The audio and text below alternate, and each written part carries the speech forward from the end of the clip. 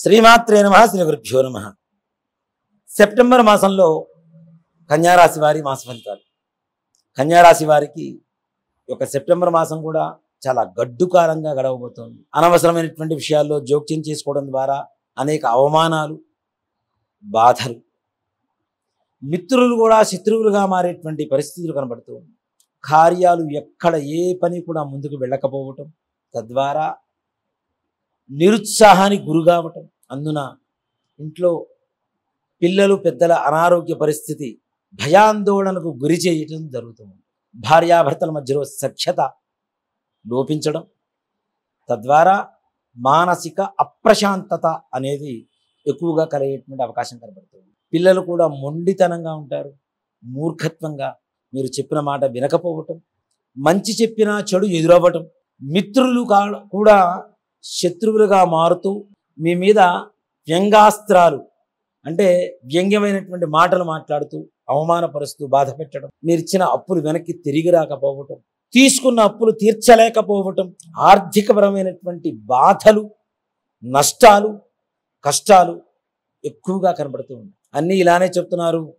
ఎలా అంటే మీకు జరిగేది చెప్తే ఉన్నతంగా ఉంటుంది, కానీ ఏదో మాయమాటలు చెప్తే కరెక్ట్ కాదు కదా.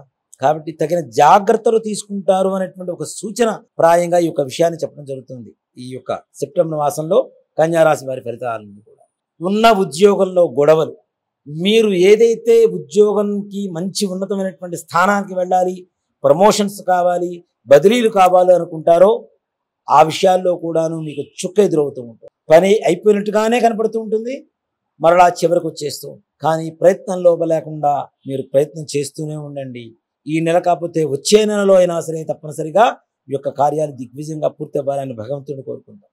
ఇంట్లో అనవసరమైనటువంటి ఖర్చులు, ఏదో అవసరమైన వస్తువులు తీసుకొస్తారు, ఆ వస్తువు దేనికి పనికిరాదు, దానికి పెద్దగా వాడలేరు, తద్వారా ఎక్కువగా నష్టం, ఖర్చులు ఎక్కువ. ముఖ్యంగా స్త్రీ మూలకమైనటువంటి ధన నష్టం, కీర్తి ప్రతిష్టలకు భంగం వాటిల్లేటువంటి పరిస్థితులు ఎక్కువగా కనపడుతూ ఉన్నాయి. అలాగే స్త్రీలకు కూడా పురుషుల వల్ల కీర్తి ప్రతిష్టలు భంగం వాటిల్లేటువంటి అవకాశం సంపూర్ణంగా కనపడుతుంది ఈ సెప్టెంబర్ మాసంలో. కాబట్టి పురుషులతో స్త్రీలు, స్త్రీలతో పురుషులు, ఇతర స్నేహాలు, వివాహేతర సంబంధాలు, వీటి వల్ల కూడా ఎక్కువగా కష్టాలు వాటిల్లేటువంటి అవకాశం బాగా కనబడుతుంది. తగిన జాగ్రత్తలు తీసుకోవాల్సి. వ్యాపారస్తుల విషయానికి వస్తే ఉన్న వ్యాపారం ఉన్నతంగా సాగుతుందా లేదా తీసి పక్కన పెడితే నష్టాల బాటలో నడిచేటువంటి పరిస్థితులు కనబడుతూ ఉన్నాయి. విద్యార్థులు ఎంతో కష్టపడితే కానీ మీరు అనుకునేటువంటి ఉత్తీర్ణత అనేది మీ సొంతం కావడానికి అవకాశం ఉండదు, అంటే ఎక్కువ కష్టపడాలి.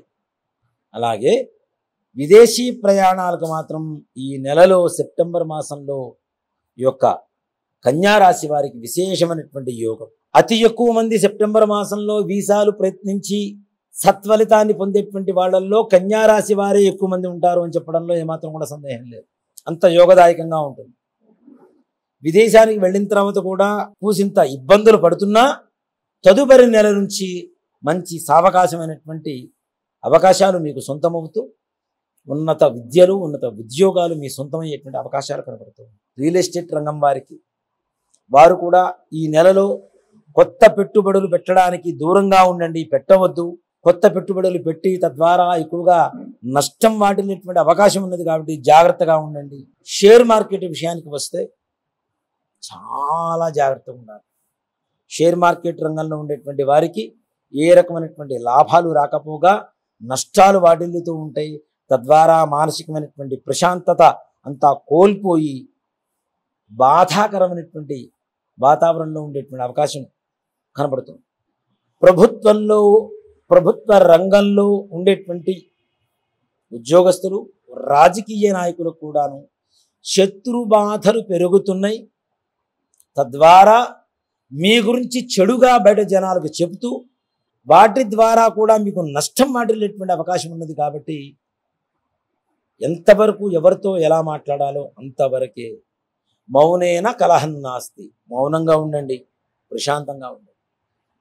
కన్యారాశి వారు ముఖ్యంగా మంగళవారం రోజున సుబ్రహ్మణ్యేశ్వర స్వామి వారి ఆలయానికి వెళ్ళి దేవాలయాల్లో ఉండేటువంటి జంట పాములు ఉంటాయి, ఇట్లా విగ్రహాలు, సర్పాలు, జంట సర్పాలు, వాటికి కావచ్చు, లేదా సుబ్రహ్మణ్యేశ్వర స్వామి వారికి కానీ చక్కగా పాలతో అభిషేకం చేసి మళ్ళా నీళ్ళతో శుభ్రంగా కడిగి గంధం కుంకుమ బొట్టు పెట్టి స్వామివారికి ఎర్రటి పుష్పాలతో అర్చన చేసి ఉలవలు తీసుకోండి. సోమవారం పొద్దున్నే ఒక 1/4 కేజీ నీళ్ళలో బాగా నానబెట్టి మంగళవారం పొద్దున్నే నీళ్లు తీసేసి ఆ ఉలవల్లో కొద్దిగా బెల్లాన్ని కలిపి గోమాతకు సమర్పించండి. గోవులకు ఎక్కడైనా సరే గోశాలలో కానీ ఎక్కడైనా సరే సమర్పించి గోవుకి తగినంత కొద్దిగా మీ శక్తి మేరకు గ్రాసాన్ని సమర్పించండి, పచ్చిగడ్డిని సమర్పించి మీ సంకల్పం చెప్పుకొని ఆ గోమాతకి నమస్కరించుకొని కాళ్ళు కడుక్కొని ఇంటికి వచ్చేయండి.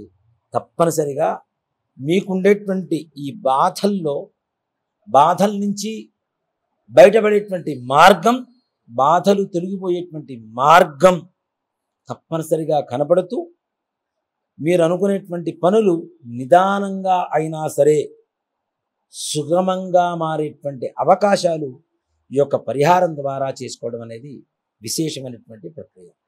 శ్రీమాత్రే నమః. శ్రీ గురుభ్యో నమః.